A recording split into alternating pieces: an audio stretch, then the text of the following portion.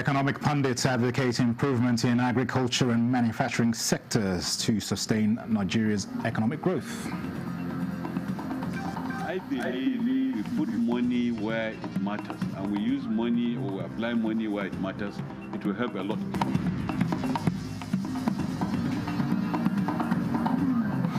House of Representatives solicits allocation of 10% of mining proceeds to host communities.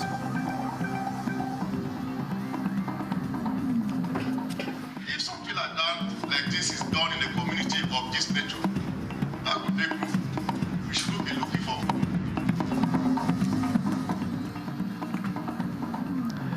And Nigeria and Egypt signed memorandum of understanding to deepen defense industry cooperation.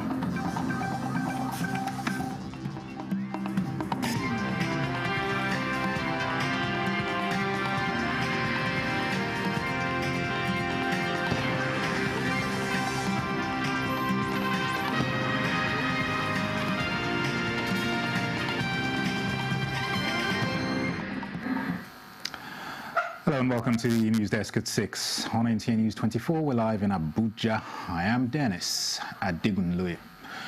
Despite the positive trajectory in Nigeria's latest gross domestic product growth figures, guests on Good Morning Nigeria are advocating improvements in agriculture, oil and gas and manufacturing sectors to sustain and enhance this growth.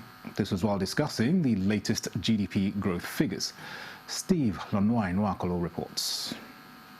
Gross domestic products (GDP) is a measure of the total value of all goods and services produced within a country over a specific period, usually a year or a quarter of the year.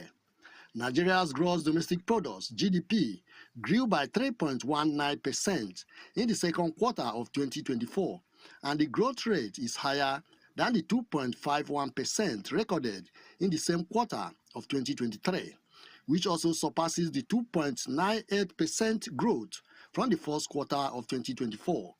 The guests are emphatic that the growth was primarily driven by the services sector that recorded a 3.79% increase and contributed significantly to the overall GDP, pointing out that the industrial sector also showed improvement with a 3.53% growth, while the agricultural sector saw a modest increase of 1.41%. They insist such should be done to ensure the stabilization plan midwifed by the Minister of Finance, the coordinating Minister of the Economy, is successful. First, GDP has to translate to revenues before people can begin to feel it. Okay, so if it's low, below population growth rate, okay, you can't have a growth rate that is inclusive, a growth rate that's impactful. The real GDP is we are taking the effect of inflation out of it. Then we now compare the current situation and maybe our base year with our base year. So when you put them side by side, then you now see is there any increment or decrease. So that's what we call the real by taking away the effect of inflation. But when you say that is in current terms, meaning it just gives you the price of the economy. They recommend diversification of the economy, especially in the non-oil sector like agriculture and manufacturing, as well as making policies that will enhance productivity in these areas. I believe if we put money where it matters, and we use money or we apply money where it matters, it will help a lot. Yes, some concessions have been given for some things that are in the food area. We could expand it to other sectors so that their cost of their raw materials can come down. And we have been advocating that the cost of clearing cargo needs to come down. You cannot be using the exchange rate in the market rate in the forex market for the computation of import duty. They are of the view that addressing these areas of the economy, Nigeria can not only maintain its current growth trajectory, but also achieve more sustainable and inclusive economic development. In Abuja, Steve Nwakolo, Nta News. The House of Representatives Committee on Solid Minerals is canvassing support for the proposal to allocate 10% of revenue from the mining sector to the development of host communities. This was during an oversight visit by members of the committee to mining sites in Kogi State, where they also advocated fair pricing of cement by manufacturers. National Assembly correspondent Nta News24 reports. Lawmakers continue investigation into the arbitrary increase in cement price with this visit to Kogi State, where they are first received by the Deputy Governor. Any company or an individual that wants to mine the mineral resources, the solid mineral we have in Kogi State, must come and reside with us in Kogi State. There must be a new regime in environmental remediation, so that these holes that have been dug can be covered and our people go back to farming, because we're agrarian by nature. Next port of call was the Dangote cement plant and mining sites at Obajana and Oyoiwa, where limestone, the critical resource for cement production, is being excavated in millions of metric tons. The scale of mining going on here at this site in Oworo in Kogi State said to be about 40 feet deep.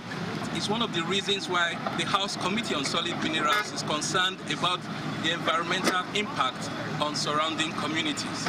At an interactive session, the lawmakers insist on rational pricing of cement, considering that the raw materials are sourced locally. We want the input ratio for production of 1 bag of cement.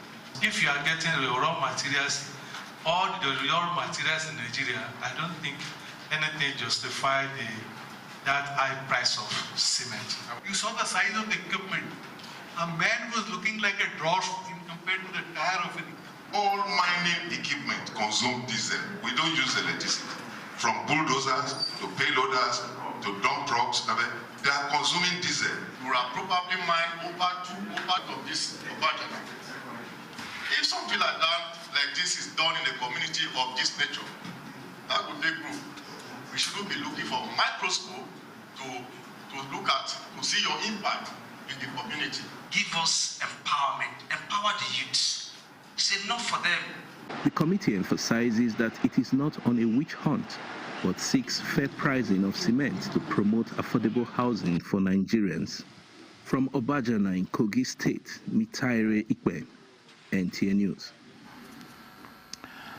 Talking security, Nigeria's Chief of Defense Staff, General Christopher Musa, is in Niger Republic meeting with the country's military head of state. Defense correspondent Ismail Musa reports that details of the agenda of the meeting have. General Christopher Musa is also the chairman, ECOWAS Committee of Chief of Defense Staff, vested with the mandate of ensuring regional peace and security. Meanwhile, the federal government and Egypt have signed a memorandum of understanding to deepen defense industry cooperation. The signing of the MOU, which was held at the Ministry of Defense Ship House, Abuja, is aimed at promoting bilateral cooperation. The seminar is organized by Konrad Adenauer Stiftung CAS as part of its commitment to ensuring a peaceful Nigeria and reducing incidents of conflict among security agencies and the public. Interagency collaboration and alternative dispute resolution are some of the initiatives designed for heads of security operatives to foster stronger networks between security agencies, especially in times of crisis. While declaring the ceremony open in Abuja, the Commandant General of the Nigeria Security and Civil Defense Corps, Ahmed Abubakar Audi, emphasized the importance of interagency collaboration and peaceful coexistence, saying that no agency can effectively address the emerging security threats in the country alone. To nip it in the bud is for all security agencies to come together to first design an operational strategy, and that is why we said no agency has monopoly of any strategy. The country representative of CAS, who spoke through an interpreter, explained that CAS is part of the German political foundation formed to promote democracy, good governance and the rule of law, as well as fostering good relations between Germany and its host community, while encouraging participants to maximize the opportunities for an efficient and stronger security architecture in the country. He stressed the need for operatives to work in synergy. We are conducting seminars and trainings on interagency cooperation, collaboration, and coordination in 5 out of 6 geopolitical zones in Nigeria.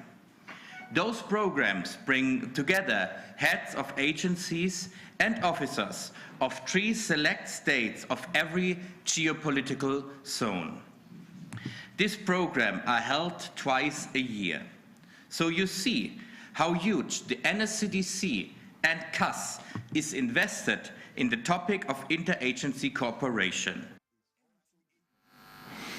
The 3-day seminar was attended by heads of the Nigeria Police, the Armed Forces, NSCDC, as well as the operatives from the Correctional Service. In other news, a Zimbabwean bishop, Eben Niwatawi, has been repatriated from Nigeria for allegedly violating immigration laws. In a statement, Public Relations Officer of the Nigeria Immigration Service, Kenneth Udo, said the clergyman arrived the country on a tourist visa but was found to be participating in a Methodist church leadership election process in violation of the terms and privileges associated with the tourist visa as provided in the Nigeria Visa Policy 2024. The statement adds that while the Nigeria Immigration Service encourages lawful inflow of foreign direct investments and individuals engaging in business and social activities as key facilitators of economic growth and development, it will not tolerate any violation of the country's immigration laws. Roads and bridges affected by recent flooding across Kebbi State will be urgently reconstructed to revive agriculture and economic activities in the state. Governor Nasir Idris disclosed this while inspecting the affected communities. Abdul Jalil Mohammed Bawa reports. The recent flooding in Kebbi State has had a devastating impact on farming communities, with many roads and bridges linking towns and villages severely affected. The damage has hindered movement and disrupted socio-economic activities. It serves as economic backbone of activities, not only farming activities, but other trading activities. Governor Nasir Idris therefore conducted an inspection tour of affected roads and bridges in Kawara, Mayalu, and Digi communities to assess the extent of the damage and to identify areas requiring urgent intervention to revive farming and socio-economic activities. We are not going to allow our people to suffer. Government will do everything possible. The Ministry of Works is being directed to invite the contractor, sit down with him and discuss, and see how best he will come back to the site and work should commence in earnest. The governor's commitment to swift action is expected to bring relief to the affected communities and support the state's economic recovery. In Birnin Kebbi, Abdul Jalil Mohammed Bawa, NTA News. This is the news desk at 6 on Nta News 24. We'll take a short break. More reports in a moment. Stay with us.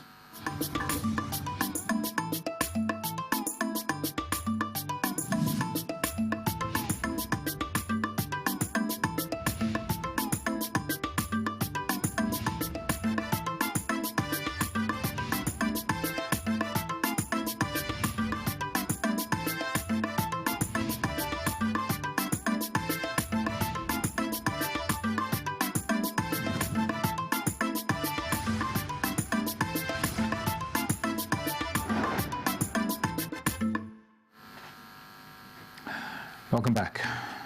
Nigeria has raised the bar in its efforts to contain the spread of Mpox with the receipt of 10,000 doses of the Jynneos vaccine donated by the U.S. government through the U.S. Agency for International Development.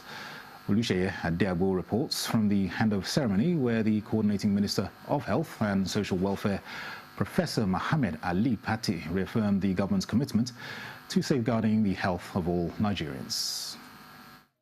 Safety and security of frontline Nigerian workers and others engaged in preventing the spread. A move to counter transmission of mpox in Nigeria, and in the message of the Coordinating Minister of Health and Social Welfare, the donation of the vaccine is timely. The United States pledged continued support to Nigeria as regards prevention of infectious diseases. So on behalf of the Coordinating Minister of Health, the Federal Republic of Nigeria, I want to say thank you very much and most sincerely to the United States government for this wonderful donation that will help our Nigerian citizens and to help improve the population health outcomes. Nigeria government has put together a vaccination plan. So there's a plan how to use these vaccines effectively, how to make sure we get the most effect out of this 10,000 vaccine donation. So that's very much why Nigeria was chosen to receive this first batch.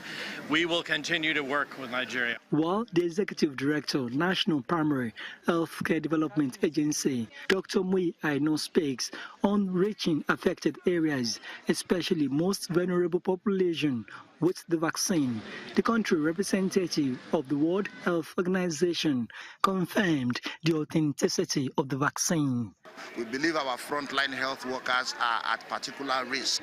We are also going to prioritize states that have had the highest number of cases. Many of them are in the south, but of course we're going to have to work with the states to develop state-specific plans, to make sure that the vaccine is appropriately deployed. The vaccine the Nigeria just received today is a safe vaccine. It has been used for smallpox, but they have shown some efficacy with the mpox, and we believe we should be informed by our science and not amplify misinformation. The latest mpox epidemiological summary from the Nigeria Center for Disease Control and Prevention, NCDC. Nigeria has no records of deaths from 40 confirmed cases. In Abuja, Olusheye Adiagbo, Nta News. Strengthening anti-corruption agencies, fiscal transparency and citizens' engagement in governance are key ingredients needed to win the fight against corruption in Nigeria. Musa Abubakar reports that these are part of recommendations by the Center for Fiscal Transparency and Public Integrity in partnership with the MacArthur Foundation to build momentum from International Anti-Corruption Conference 2024. The 2024 International Anti-Corruption Conference may have gone, but lessons learned and takeaways resonate with participants here at this workshop. This gathering is a follow-up to the discussions and collaborations initiated during the International Anti-Corruption Conference, investigating political candidates and strengthening election integrity.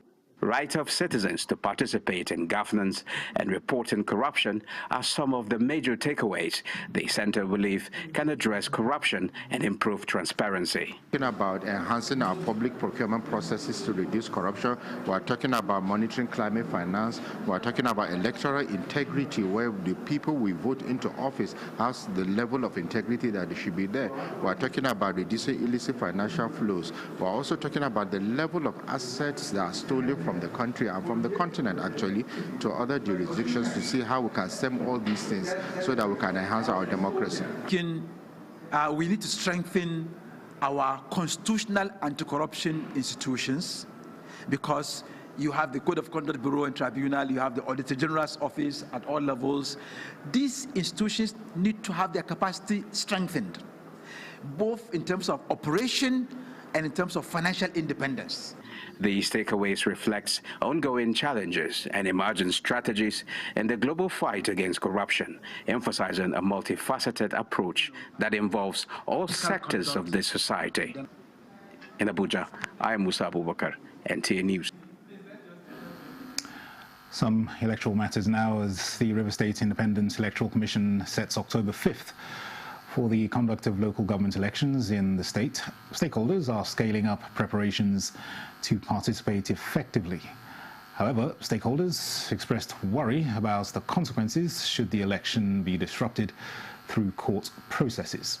Kingsley Amajiri reports. The exit of the immediate past local government council leadership in Rivers State on June 17, 2024 created a vacuum necessitating the constitution of caretaker committees across the 23 local government areas. This was not without a sharp political face-off among the key actors in Rivers State over the conduct of the local government election before the expiration of the then incumbent leadership.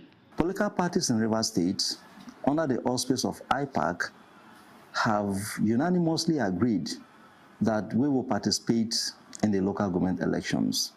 And we did not just agree to that, we have taken steps forward to show our determination and desire to be part of the processes by collecting expression of interest forms. Local government election in Rivers State has, however, been fixed for October 5, 2024, with the processes for the election ongoing. Some candidates from various parties are screening, and that is why some of us are here, because we have to go for the screening too. Some of the candidates have equally embarked on grassroots mobilization to seek the mandate of the electorate. A faction of APC in Rivers State says it is not participating in the process. What they are doing today, as we speak, that 5th of October as we're talking about, will not work. You can't go and conduct local government election in Rivers State without a party like you. The key concern for some analysts is the consequential implication of the election not holding, given a legal battle instituted to stop the poll. Any state that fail to conduct, of course, the deterrent should be that they will not have access to the funds of the local government. Whoever that is waking up and said, look, you stop an election when you know that is the proper thing to do, I don't know whether that person really want the development of the state. So they can't stop the election except by the order of court. Others expect the election holds to ensure the democratization of the local government system, ensuring accountability, and hope the Supreme Court judgment does not cut off local government councils in the state from accessing federal allocation. In Port Harcourt, Kingsley Amajiri, Nta News. In line with the present administration's commitments to giving women opportunities to contribute their quota to national development, the women wing of the All Progressives Congress in Nasarawa State is calling on the leadership of the party in the state to evolve deliberate measures towards ensuring that its members occupy policy decision-making positions. The advocacy was made at a consultative meeting of the party in Lafia. Bilkisu Maragurku reports. The meeting drew participants from the certain local government areas of the state. The thrust is to strategize on how women can vie for elective positions in the forthcoming local government elections in the state. Leader of the group and member representing Nasarawa Central State constituency at the Nasarawa State House of Assembly, Hajarat Enyaru, charged the women not to sit back but to come out en masse to feature and support credible candidates for the elections. Out of the 147 wards in Nasarawa State, we have only 4 female councillors, which is 0.0%, very insignificant number. So we come to our party as our father to plead with them so that women will be given more seats. Chairman APC in Nasarawa State, Aliu Bello, charged women not to sit back and wait to be identified for elective positions. Rather, they should come out and make their voices heard. He called on women to always support their folks whenever they are vying for positions so as to achieve the 35% affirmative action.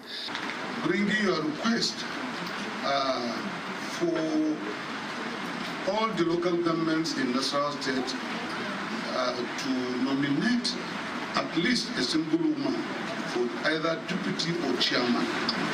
This request is not out of place.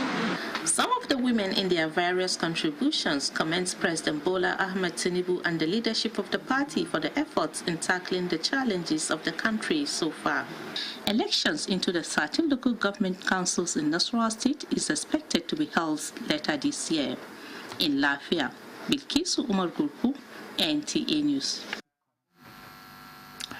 And that concludes the news desk at 6 on Nta News 24. Thanks for watching. I am Dennis Adigunloye.